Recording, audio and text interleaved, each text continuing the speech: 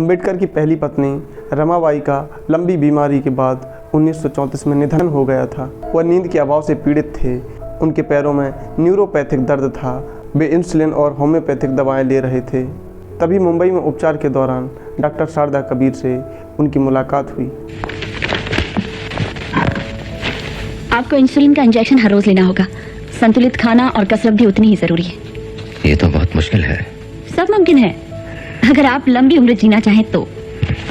आपके लोगों को, देश को आपकी जरूरत है। अगर आप चाहें तो मैं आपके घर आकर आपकी पत्नी को सब समझा दूंगी। मेरी पत्नी को गुजरे 12 साल हो गए हैं डॉक्टर कबीर। I'm sorry। इसके बाद 14 अप्रैल 1948 को दिल्ली स्थित अपने घर में डॉक्टर शारदा कबीर से बाबा साहब ने विवाह किया।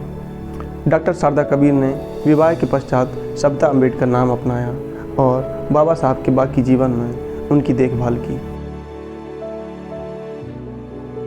1950 के दशक में भीमराव अंबेडकर बौद्ध धर्म के प्रति आकर्षित हुए। वह बौद्ध भिक्षुओं और विद्वानों के सम्मेलन में शिरकत करने के लिए श्रीलंका गए।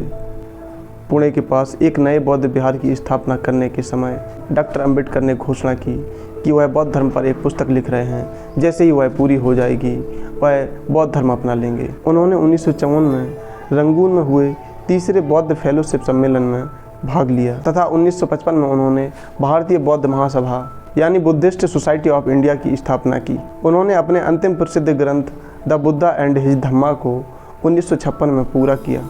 वर्ष 1956 में नागपुर शहर में बाबा साहब ने खुद एवं उनके समर्थकों के लिए एक औपचारिक सार्वजनिक धर्मांतरण समारोह का आयोजन कर अपने 5 लाख अनुयायियों सहित बौद्ध धर्म को अपनाया।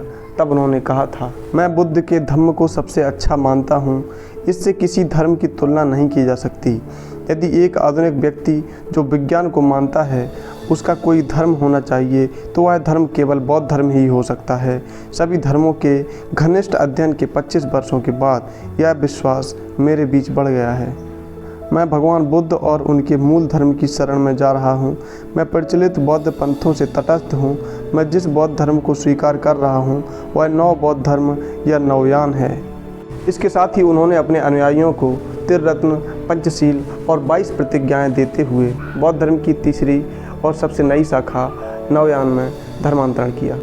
वर्ष 1948 से ही बाबा साहब मधुमेह रोग से पीड़ित थे तथा उनकी दृष्टि भी कमज़ोर होती जा रही थी। राजनीतिक मुद्दों से परेशान अंबेडकर का स्वास्थ्य बद से बदतर होता चला गया।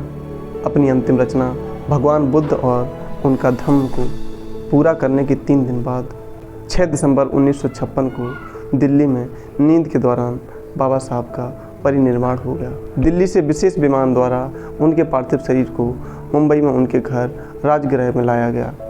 तब तक बाबा साहब की मृत्यु की खबर पूरे देश में फैल चुकी थी।